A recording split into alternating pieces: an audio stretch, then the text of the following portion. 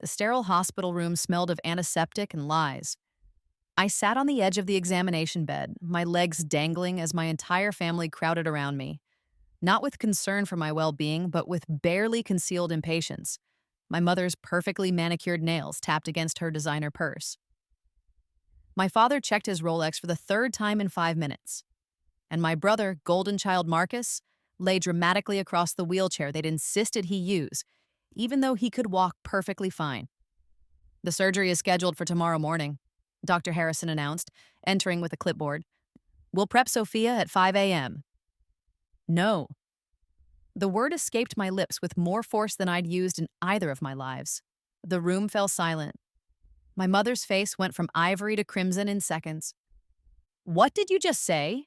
She stepped forward, her voice dripping with the particular venom she reserved for my defiance. I said no. I'm not donating my kidney.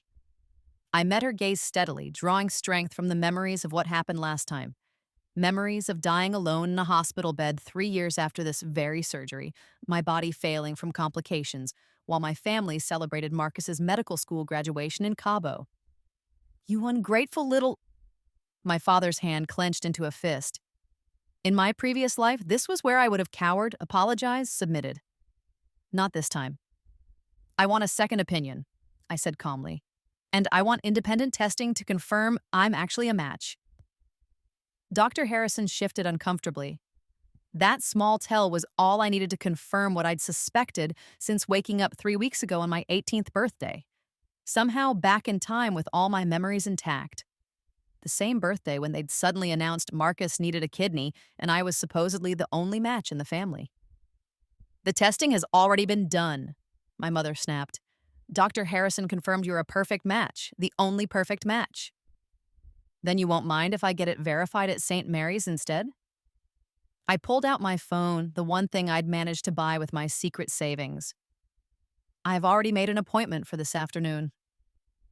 Marcus suddenly sat up straighter, the illness act dropping for just a moment. You can't do this to me, Sophia. I'm dying. Your kidneys are functioning at 40%. That's stage 3B chronic kidney disease, not immediate death, I recited, remembering the medical knowledge I'd gained during my own lengthy decline. You could manage with medication and dialysis for years while waiting for a deceased donor match. The temperature in the room seemed to drop 10 degrees. It had taken me 3 weeks to piece together what I'd been too naive to see the first time. 3 weeks of playing along while secretly documenting everything, recording conversations, and most importantly, discovering the truth that had been hidden in my father's home office safe. The medical records I'd photographed at 2 a.m. last Tuesday told a very different story than the one being sold to me now. Marcus's kidney disease was self-inflicted. Years of steroid abuse during his college football career that my parents had covered up.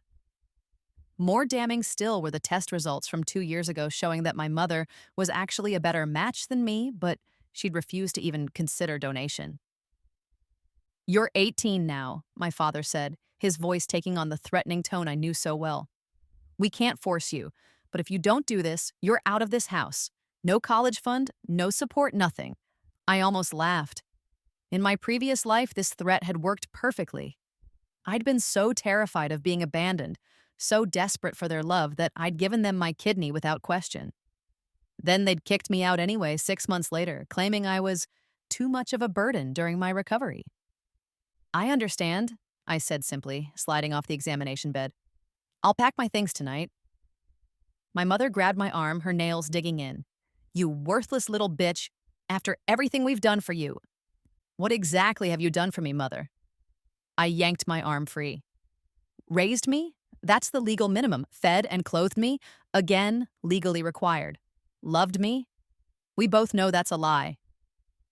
I turned to Dr. Harrison, who was looking increasingly uncomfortable. Doctor, I formally refuse consent for any kidney donation. Please note that in my medical records. I'll be requesting a full copy of my medical history from your office by end of business today. The look he exchanged with my father told me everything. They'd been planning to forge my consent if needed. Good thing I'd already sent copies of all my documentation to the lawyer I'd secretly consulted.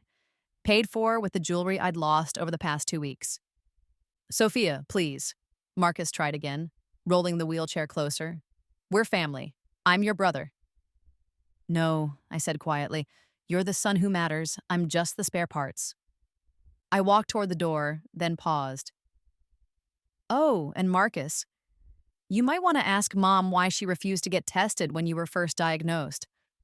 Or, better yet, ask her why she had Dad's colleague at the hospital falsify her test results to show she wasn't a match.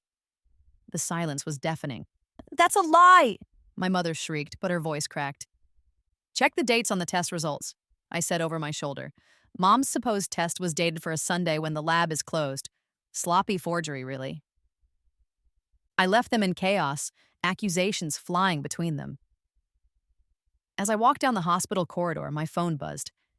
It was Elena Chen, the friend who'd abandoned me in my previous life when my family spread rumors about me being a drug addict to explain my post-surgery complications. This time, I'd reached out to her first with the truth. My cousin at the Times is very interested in your story, her text read, especially the part about the doctor taking bribes to falsify medical records. I smiled for the first time in weeks. Maybe for the first time since I'd died. 20 years. That's how long I'd lived the first time. Fighting through post-surgical complications, chronic pain, and the gradual failure of my remaining kidney, while my family lived their perfect lives without me. I died alone in a charity ward while Marcus was accepting his Young Physician of the Year award, an achievement built on the foundation of my sacrifice. But the universe, God, or perhaps just cosmic justice, had given me something unprecedented. A second chance with all my memories intact. I'd woken up 3 weeks ago, gasping and disoriented, 18 again, and 3 weeks away from the surgery that would destroy my life. The first few days had been the hardest. Seeing my family's faces again, sitting through family dinners where they discussed Marcus's future while ignoring my presence, pretending everything was normal when I knew exactly what they would do to me. I'd almost broken down when my mother had brushed past me in the hallway, the familiar scent of her perfume bringing back memories of begging her to visit me just once during my final hospitalization. She never came, but those first days had also been illuminating. With the wisdom of hindsight, I saw things I'd been too desperate to notice before. The way they spoke about me in third person, even when I was in the room. The life insurance policy they'd taken out on me, with themselves as beneficiaries, just a month before Marcus's diagnosis. The way Dr. Harrison always avoided direct eye contact with me while speaking effusively to my parents. I'd spent those 3 weeks preparing meticulously. First, I'd gathered evidence. Every conversation recorded on my phone, every document photographed, every financial transaction screenshotted. I'd discovered things that hadn't come to light in my first life, like the trust fund from my deceased grandmother that was supposed to be mine at 18 but had somehow been redirected to Marcus's medical expenses without my knowledge or consent.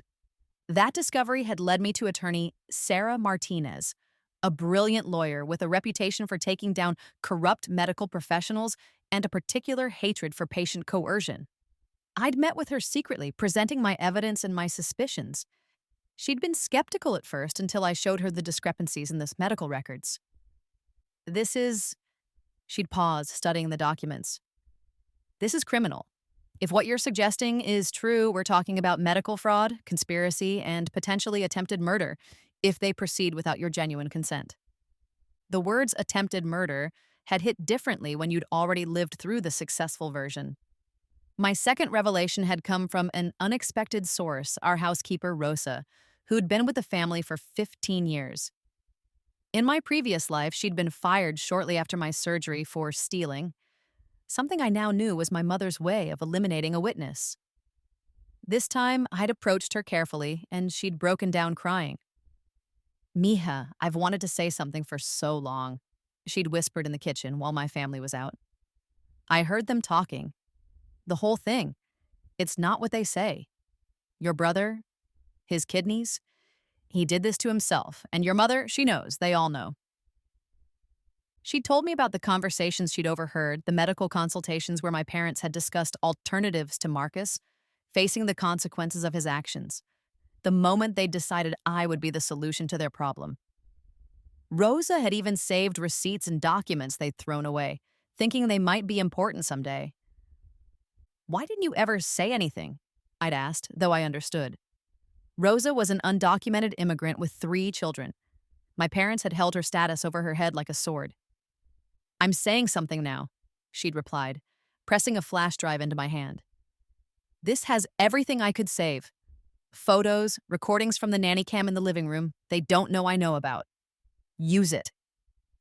The third week had been about building my escape route. In my first life, I'd been completely dependent on my family, too sheltered and controlled to know how to survive on my own. That ignorance had made me easy prey. This time, I'd methodically set up everything I needed. A bank account they didn't know about, a job lined up at a local bookstore whose owner was Elena's aunt, a small apartment I could afford on that salary, and, most importantly, acceptance to State University with a full scholarship based on my grades. Something my parents had hidden from me the first time, instead telling me I hadn't gotten in anywhere. Now, walking out of that hospital, I felt the weight of 2 lives on my shoulders, but also the lightness of freedom. My phone was buzzing nonstop. My parents, Marcus, various family friends, they were no doubt rallying to pressure me. I ignored them all and got into the Uber I'd pre-ordered. Where to? The driver asked. St. Mary's Hospital, I said. I have an appointment with Dr. Rebecca Foster. Dr. Foster was another piece of my plan. She was the ethics committee chair at St. Mary's and had a reputation for being incorruptible. When I'd called her office explaining my situation, she'd immediately scheduled me for independent testing and a consultation. The ride was quiet, giving me time to think about what came next. I knew my family wouldn't give up easily. In my previous life, even after taking my kidney, they'd continued to control and manipulate me until I'd been too broken to fight back. This time would be different. This time I had weapons they didn't know about. The first weapon was knowledge. I knew about Marcus's gambling debts that would surface in 6 months. The ones my parents would drain my college fund to pay in the original timeline. I knew about my father's affair with his secretary that would become public in a year. I knew about my mother's embezzlement from the charity she ran, small amounts over years that would eventually be discovered. I knew because I'd lived through the fallout of all of it, watched from the sidelines as they scrambled to maintain their perfect image while I struggled to survive. The second weapon was preparation. Every document was backed up in 3 places. Every recording was saved to the cloud. Everything was shared with my lawyer, with instructions to release it all if anything happened to me. I'd learned from my first death that my family was capable of anything to protect themselves. The third weapon was the truth. In my first life, I'd been so isolated that no one knew what really happened to me. This time, I'd already begun telling my story, carefully, strategically, to people who mattered. Teachers who'd wondered why such a bright student suddenly dropped out. Friends who'd been told I was troubled when I disappeared from their lives. The narrative was already shifting. St. Mary's Hospital was everything a general hospital wasn't. Bright, welcoming, and most importantly, ethical. Dr. Foster met me personally in the lobby, a warm woman in her 50s with kind eyes and a firm handshake. Sophia, I'm glad you came, she said, leading me to her office. I've reviewed the preliminary information you sent. I have to say, I have serious concerns about what's been happening to you. We sat in her comfortable office, and she pulled out a tablet. First, I want to be clear, no one can force you to donate an organ. It doesn't matter if you're a match. It doesn't matter if you're related. Your body belongs to you alone. They said I was the only match in the family, I said, playing the part of the confused 18-year-old, even though I knew the truth. But some things don't add up. Let's start with fresh testing, Dr. Foster said. Complete tissue typing, blood work, everything. We'll also do a psychological evaluation, standard procedure for any living donor to ensure there's no coercion. What if I'm not actually a match? I asked. She leaned forward. Then we have a very serious problem that goes beyond family pressure. Medical fraud is a federal crime. Falsifying compatibility tests would cost everyone involved their medical licenses at minimum and could result in significant jail time. I pulled out my phone and showed her the photos I'd taken of the documents in my father's safe. Her expression grew increasingly grave as she scrolled through them. I need to make some calls, she said. With your permission, I'd like to involve our legal team and potentially law enforcement. What's documented here is not just unethical, it's criminal conspiracy. I've already spoken with a lawyer, I said, giving her Sarah Martinez's contact information. We're building a case, but I wanted independent medical verification first. Dr. Foster nodded slowly. You're very brave, Sophia, and much more prepared than most 18-year-olds would be in this situation. If only she knew that I had the advantage of having lived through it once before. The testing took several hours. Unlike at General Hospital, where everything had been rushed and secretive, here every step was explained to me. The technicians were kind, the process transparent. When the psychological evaluation came, I was honest, to a point. I couldn't exactly explain that I'd been reborn with memories of a future that wouldn't happen now, but I could talk about the pressure, the threats, the lifetime of being treated as less than human in my own family. It's textbook coercive behavior, the psychiatrist Dr. Kim said after our 2-hour session. The fact that they've isolated you from support systems, threatened you with abandonment, and used your love for your brother as a weapon. None of this is acceptable. No ethical medical professional should be proceeding with any donation under these circumstances. By the time I left St. Mary's, it was evening. My phone had 47 missed calls and over 100 text messages. I scrolled through them as I sat in a coffee shop, ordering dinner. I doubted there would be any food for me if I went home. The messages ranged from pleading to threatening to bizarre. My mother had sent dozens, alternating between calling me a murderer and promising me things she'd never given me, even in my first life: love, attention, respect. My father's were all the threats: legal action, disownment, destroying my future. Marcus had sent long, rambling messages about how I was killing him. How could I do this to my only brother? Didn't family mean anything to me? The extended family had clearly been mobilized too. Aunts and uncles I hadn't heard from in years were suddenly deeply concerned about family unity and doing the right thing. The most interesting message was from Dr. Harrison. We need to talk, privately. Things aren't what you think. I almost laughed. Things were exactly what I thought because I'd lived through them before. The next morning, I woke up in my childhood bedroom for what I knew would be one of the last times. It was 4 a.m., an hour before they'd planned to take me to the hospital. The house was quiet, but I knew my parents were awake. I could hear hushed, urgent voices from their room. I dressed quickly and quietly, then began the final phase of my plan. First, I sent the email I'd composed to the entire extended family, Marcus's friends, my parents' colleagues, everyone in their social circle. It contained a simple message. My family is trying to force me to donate a kidney to my brother against my will. They've threatened to disown me and destroy my future if I refuse. I'm 18 years old and terrified, but I know my body belongs to me. If something happens to me, please know it wasn't my choice. Attached were select recordings and documents, enough to prove my claims, but not enough to reveal everything I knew. Yet. Then I packed the essentials: clothes, important documents, the few personal items that actually mattered to me. Everything else could be replaced. I'd learned in my first life that material things meant nothing compared to freedom and health. I was at the front door when my mother appeared at the top of the stairs, fully dressed despite the early hour. Going somewhere? She asked, her voice dangerously calm. Yes, I said simply.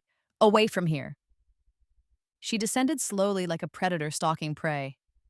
You sent that email. You've ruined us. No, Mother. You ruined yourselves the moment you decided my life was worth less than Marcus's convenience. Convenience? She laughed bitterly. He's dying. He's not dying. He's facing consequences. There's a difference. I shouldered my bag. Did you know that if he'd simply gone on the transplant list 2 years ago when first diagnosed, he'd probably have received a kidney by now? But that would have meant admitting his steroid use. It would have meant Marcus facing public judgment. So, instead, you decided to sacrifice me. Her mask finally cracked completely. You were always worthless anyway. A disappointment from the day you were born. Not pretty enough, not charming enough, not anything enough. At least this way, you could have been useful. The words that would have destroyed 18-year-old me the first time barely stung now. I'd heard them all before, internalized them, let them kill me slowly from the inside. Not this time. Thank you, I said, holding up my phone. That recording will be very helpful in court.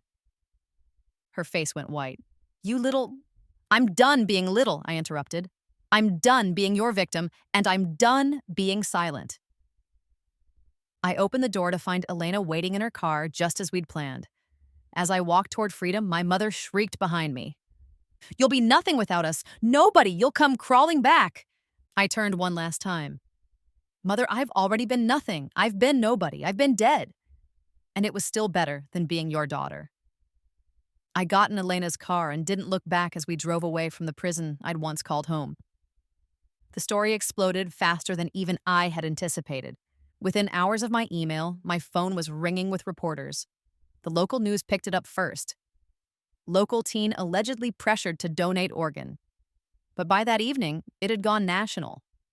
The combination of medical ethics violations, family drama, and a sympathetic victim was irresistible to the media. I gave one interview, carefully coached by Sarah Martinez, to a respected journalist named David Park, who specialized in medical ethics stories. I sat in Sarah's office, looking young and vulnerable, which wasn't hard since I was in this timeline exactly that. They told me I was the only match, I said to the camera, letting my voice tremble just enough. They said Marcus would die without my kidney. But when I asked for independent verification, they threatened to throw me out to destroy my future. What kind of family does that? David asked thoughtful questions, letting me tell my story without sensationalism. I showed him the documents, played select recordings, presented the evidence we'd gathered. His expression grew increasingly horrified as the full picture emerged.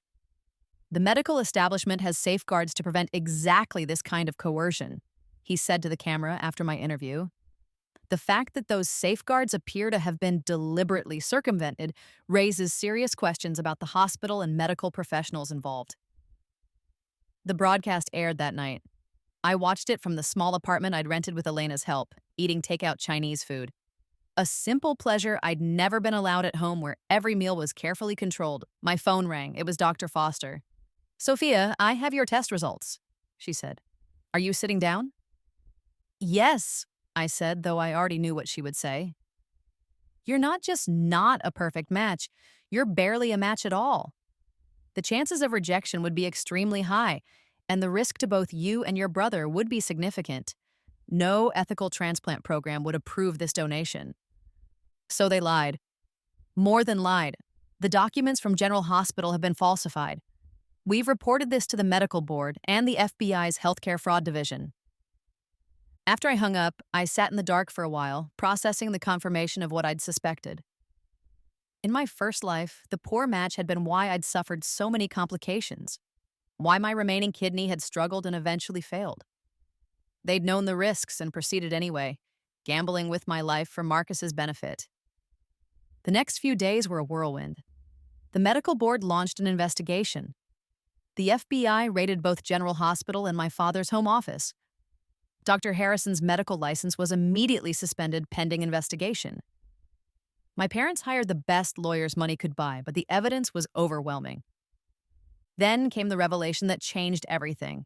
Sarah called me, her voice electric with excitement. Sophia, you need to come to my office right now. Bring Elena. When we arrived, she had a stack of documents on her desk and a grim smile on her face. Remember how I said we'd subpoenaed all medical records related to Marcus's condition? She began. Well, we got more than we bargained for. She pushed a document toward me. It was a lab report from 2 years ago, one I'd never seen before. Marcus isn't your full biological brother, she said. Your mother had an affair. Your father knows, has known for years. It's why your tissue compatibility is so low. You're only half siblings. The room spun. This was something I hadn't known even in my first life. But more importantly, Sarah continued, look at this. She showed me another document, test results from a private lab dated 6 months ago. Your father had Marcus's biological father tested in secret. He's a perfect match. Lives in Seattle, successful businessman. Apparently had no idea Marcus existed until your father contacted him. So there was never any need for my kidney, I said slowly. Never. Your parents could have reached out to this man at any time. Instead, they chose to sacrifice you to keep their secret. I thought about my first life, dying alone at 20 while my family protected their reputation. The fury that filled me was clean and sharp and purposeful. We're going to destroy them, I said quietly. Sarah smiled. Yes, we are. The civil lawsuit we filed made headlines. Teen sues parents for attempted forced organ harvesting. The criminal case proceeded parallel to it. The evidence was damning. Falsified medical records, conspiracy to commit fraud, attempted coercion of a vulnerable person, and more. But the real blow came when we released the information about Marcus's biological father to the court. We didn't make it public yet, but my parents knew we had it. Their perfect image, the foundation of their entire social existence, was cracked beyond repair. Marcus's biological father, Richard Stone, turned out to be a decent man who was horrified to learn not just of his son's existence, but of what had been planned for me. He immediately agreed to testing and was confirmed as a perfect match. He also agreed to the donation, though he demanded several conditions, including that Marcus know the truth and that my parents have no involvement in the medical decisions going forward. The irony was delicious. The son they'd protected at my expense would learn that his entire life was built on lies, and his rescue would come from the man whose existence they'd hidden. I was in court when my parents were arraigned on federal charges. They looked smaller somehow, their designer clothes and perfect poses, unable to hide what they really were. My mother caught my eye and mouthed, "Please." I looked away. Marcus was there too, in his wheelchair, though I noticed he walked perfectly fine when he thought no one was watching. The illness act was hard to maintain when your primary enablers were facing prison time. After the hearing, he cornered me in the hallway. "Sophia, please," he said, and for the first time in either life, he looked genuinely distressed. I didn't know about any of it. The fake tests, the threats, I swear I didn't know. I studied him. This golden brother who'd been the center of their universe while I orbited in darkness. In my first life, I might have believed him, might have forgiven him, might have still given him everything just for the chance at his approval. "You knew," I said simply. "You knew they treated me like nothing. You knew they threatened me. You knew, and you were fine with it as long as you got what you needed. That's not Marcus, in 17 years of my life, did you ever once stand up for me? When they forgot my birthday but threw you elaborate parties? When they missed every school event of mine but attended all of yours? When they locked me in my room for getting a B while you got rewarded for C's? Did you ever once say it was wrong?" His silence was answer enough. "Your biological father is a match," I told him. "He's agreed to donate. You'll get your kidney. You'll live. But you'll live knowing that you were willing to let them sacrifice me for your comfort. And unlike me, you'll have to live with that for a very long time." I walked away, leaving him calling after me. There was nothing more to say. The trial was swift. With the evidence we'd presented and their lawyer's inability to explain the falsified medical records, the verdict was inevitable. Dr. Harrison was convicted of medical fraud and conspiracy, losing his license and facing 5 years in prison. My parents were convicted of conspiracy to commit fraud, coercion, and several other charges. My father got 3 years, my mother got 2. The civil suit settlement was substantial, enough to pay for college, medical school if I wanted it, and a comfortable life while I figured out what this second chance meant for me. The house was sold to pay legal fees and damages. The perfect family image was shattered beyond repair. But the real victory came in smaller moments. Rosa, who testified on my behalf, was able to get her papers sorted with the help of immigration lawyers Sarah connected her with. She sent me a picture of her children at their citizenship ceremony, all of them holding small American flags and beaming. Elena and I grew closer. Our friendship built on truth this time instead of the lies my family had told her about me in the first timeline. She was studying journalism, inspired by how the media attention had helped my case. "You know what you did was incredibly brave," she said one evening as we studied together in my apartment. "Mine, paid for with my own money, decorated with my own choices. I had nothing to lose, I replied, though that wasn't entirely true. I'd had everything to lose again. Marcus's surgery proceeded with Richard as the donor. I heard about it secondhand, how Richard had insisted on family therapy for Marcus as a condition of the donation, how Marcus was slowly learning that love wasn't supposed to be conditional on perfection or usefulness. Richard reached out to me once, a carefully worded email. I'm sorry for what you went through. If you ever need anything, not as obligation, but as apology, please let me know. I appreciated the gesture but didn't respond. Some bridges were better left unbuilt. The most surreal moment came 6 months later. I was working at the bookstore, a job I'd kept even after the settlement because I enjoyed it, when a familiar face appeared in the doorway. It was my mother, out on bail pending appeal, looking nothing like the perfectionist who'd ruled my childhood. Her roots were showing gray, her designer clothes replaced with simple cotton, her face gaunt. Sophia, she said, and her voice was small. You're not supposed to contact me, I said calmly, reaching for my phone. That's a violation of the restraining order. I know, I needed to say something. I waited, my finger poised over the call button. I'm sorry, she said, and for the first time in either of my lives, she actually looked it. Not because I got caught, not because I'm facing prison. I'm sorry because I destroyed our family for nothing, for image, for a lie. You didn't destroy our family, I said. There was never a family to destroy. There was an image, a performance, but never a family. She nodded, tears falling. I know that now. In therapy, court mandated. I'm learning about what I did, what I was.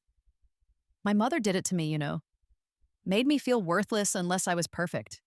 I swore I'd never, but I did worse. Yes, I said simply, you did. Can you ever forgive me? I thought about it, really thought about it.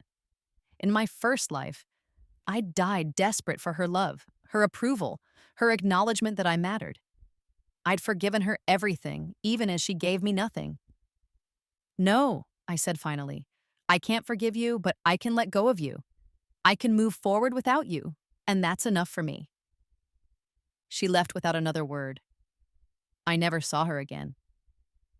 A year passed. I thrived in college, studying pre-law with a focus on medical ethics, turning my trauma into purpose. I made friends who knew my story and chose to know me anyway. I dated someone who understood that trust came slowly for me and was patient enough to earn it.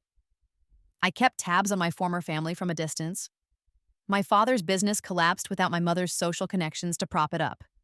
He served his full sentence, no early release for good behavior. My mother served 18 months and then disappeared into obscurity, moving to a small town where no one knew her history. Marcus graduated from medical school, barely. Without my parents' money and connections smoothing his way, he had to actually work for it. Richard's influence helped him develop something resembling character. He reached out once, a long letter apologizing for his complicity and expressing genuine remorse. I read it, acknowledged it, but didn't respond. Some wounds, even healed, left scars that were better left untouched. The surprise came 2 years later when I received a call from a lawyer. Not Sarah, but someone representing my maternal grandmother's estate. The grandmother who'd died when I was 10, whose funeral I hadn't been allowed to attend because children don't belong at such events, while Marcus gave a touching eulogy. There was a sealed codicil to her will, the lawyer explained, to be opened only if certain conditions were met, namely if your parents were ever convicted of a crime or if you were legally emancipated from them. Turned out my grandmother had seen through my parents long before anyone else. She'd known what they were and tried to protect me the only way she could, through legal documents they couldn't touch. The inheritance was substantial. Not just money, but also letters she'd written to me over the years, saved for when I could read them without my parents' interference. In them, she told me she saw me, she valued me, she loved me for exactly who I was. You have a light in you, one letter read, that they will try to extinguish because it shows their darkness. Don't let them. Survive them, outlive them, outshine them. You are worth so much more than they will ever let you know. I cried for hours, grieving both the grandmother I'd lost and the childhood that could have been if she'd lived. But I also celebrated. I was 20 years old, the age I'd died in my first life, and I was vibrantly, brilliantly alive. I had a future that was entirely my own, unmarred by the toxic people who'd tried to consume me. The final revelation came 3 years after I'd walked out of my parents' house. I was in law school by then, specializing in patient advocacy, when David Park, the journalist who'd first interviewed me, reached out. "I'm doing a follow up piece," he said. "3 years later, where are they now? Would you be willing to participate?" I agreed, not for publicity, but for closure. The interview was different this time. I was no longer the scared 18-year-old girl, but a confident young woman who'd rebuilt herself from ashes. My story went viral as a medical ethics violation, I said to the camera. But really, it was about something simpler and more complex. It was about a family that saw one child as human and another as spare parts. It was about what happens when love is conditional on usefulness. "Do you regret your decision?" David asked. "Which decision? Not donating, taking legal action, walking away?" "Any of it." I thought about my first life, dying at 20, unloved and discarded. Then I thought about my current life, law school, friends, a partner who loved me, a future bright with possibility. "My only regret," I said carefully, "is that it took me so long to realize I was worth saving." The piece aired on a Sunday night. I watched it with my chosen family, Elena, my partner James, our study group who'd become my closest friends. When it ended, Elena raised a glass of wine. "To second chances," she said. I raised my own glass, thinking of the impossible gift I'd been given, the chance to rewrite my story with the wisdom of hindsight. "To second chances," I agreed, "and to choosing yourself." 5 years had passed since that morning in the hospital when I'd said no. 5 years of building, growing, becoming. I was about to graduate from law school, already recruited by a firm specializing in medical ethics and patient advocacy. I'd published papers on coercion and living organ donation, consulted on policy changes, testified before medical ethics boards. The universe had one more surprise for me. I was cleaning out my apartment, preparing to move for my new job, when I found a box I'd forgotten about. Things from my childhood room I'd grabbed in those frantic moments of escape. Among them was an old journal, one I'd hidden under loose floorboards, written in the months before the surgery in my first life. Reading it was like looking through a window into another world. The girl who'd written those entries was so desperate for love, so willing to sacrifice everything for the smallest crumb of affection. She'd known even then that something was wrong, but she'd been too scared and too conditioned to resist. "I don't want to do this," one entry read. "But maybe if I do, they'll finally love me. Maybe I'll finally be enough." I closed the journal and held it for a long moment. Then I wrote one final entry. "Dear past self, you were always enough. You were worthy of love without conditions, without sacrifice, without destroying yourself for others' comfort. It wasn't your fault that they couldn't see it. It wasn't your failure that made them treat you as less than human, and you died believing you were nothing, but you were wrong.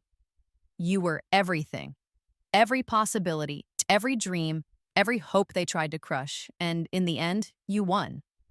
Not because you got revenge, but because you got free. Thank you for surviving long enough to give us this second chance. Love, your future self." P.S. We became a lawyer. We save other people like us now. We matter. I burned the journal that night, watching the smoke carry away the last remnants of that first life. As the ashes scattered in the wind, my phone rang. It was a young woman, 17 years old, whose family was pressuring her to donate a kidney to her older sister. She'd found my story online and needed help. "I don't know what to do," she said, crying. "They say I'm selfish, that family means sacrifice, that I'll kill her if I don't do this." "Where are you?" I asked, already reaching for my car keys. "I'm coming to get you. You're not alone in this."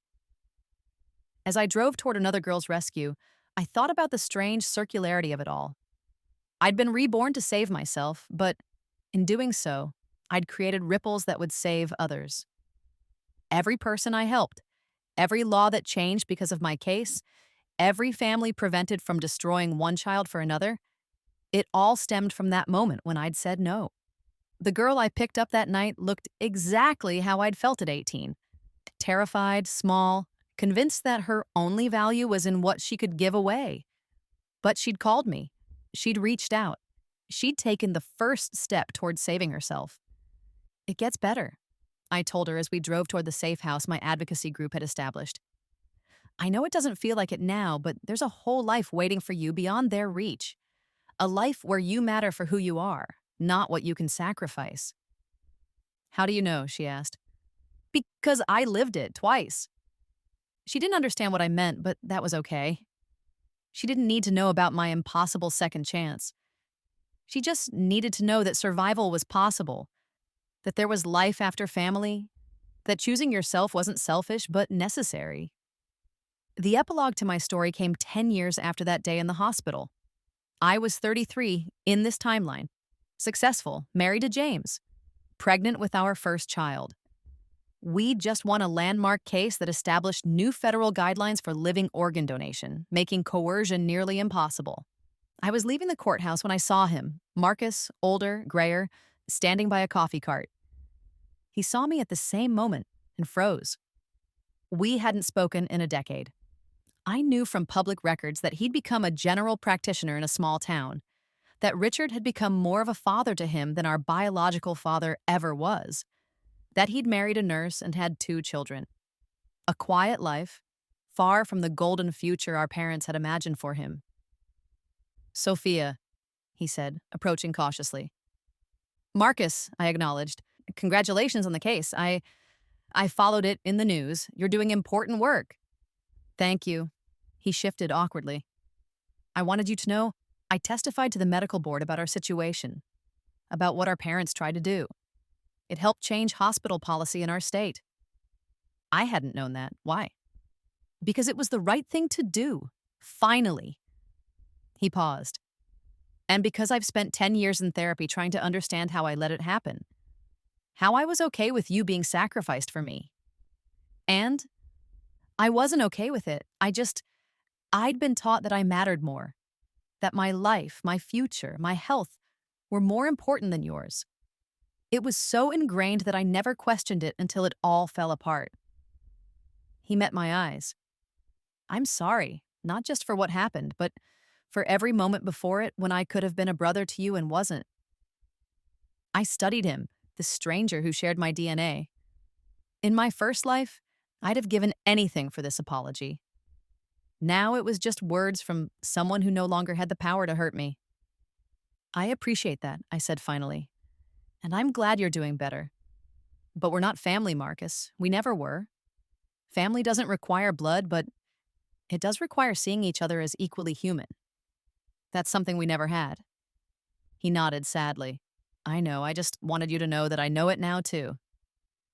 We parted without fanfare, 2 strangers who happened to share history. I watched him walk away and felt nothing. No anger, no sadness, no regret. The opposite of love wasn't hate, it was indifference, and I'd finally achieved it where my biological family was concerned. That night, I told James about the encounter as we prepared the nursery for our coming child. Do you think you'll ever forgive them?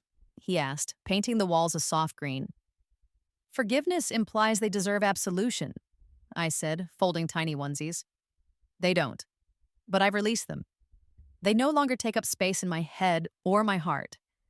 That space belongs to the family I chose and built. Our daughter was born 3 months later, perfect and precious and immediately loved. As I held her for the first time, I whispered promises to her. You will always matter. You will never have to earn our love. You will never be asked to sacrifice yourself for anyone else's comfort. You are enough exactly as you are. Elena, now a successful investigative journalist, was her godmother. Sarah Martinez, who'd become a close friend, was her honorary aunt. Rosa's children, now adults, called themselves her cousins. The family I'd built was vast and varied and bound by choice rather than blood. One day when my daughter was 5, she asked me why she only had one set of grandparents, James's parents, who adored her. Some families are broken in ways that can't be fixed, I told her gently. Sometimes the bravest thing you can do is build a new family from the people who truly love you. Did you do that, Mommy? Yes, sweetheart, I did. Was it hard? I thought about dying at 20, about waking up at 18, about every impossible step between then and now. It was the hardest thing I ever did, I said, and the best. The final chapter of this story came when I was 40, the age my mother had been when she'd tried to steal my kidney for Marcus. I was keynoting a medical ethics conference, speaking about bodily autonomy and the prevention of coercive organ donation. The auditorium was full of medical professionals, ethicists, lawyers, and advocates. As I looked out at the sea of faces, I thought about how each person there would go on to protect vulnerable patients, to stand between families and force sacrifice, to ensure that no one else would die the way I had the first time. Every person in this room knows my story, I began. You know about the 18-year-old who refused to donate a kidney under pressure? You know about the legal battles, the policy changes, the landmark case. But what you don't know is why I was so certain, so prepared, so absolutely unwilling to sacrifice myself. I paused, looking at the attentive faces. I was certain because I knew the cost. Not theoretically, not abstractly, but intimately.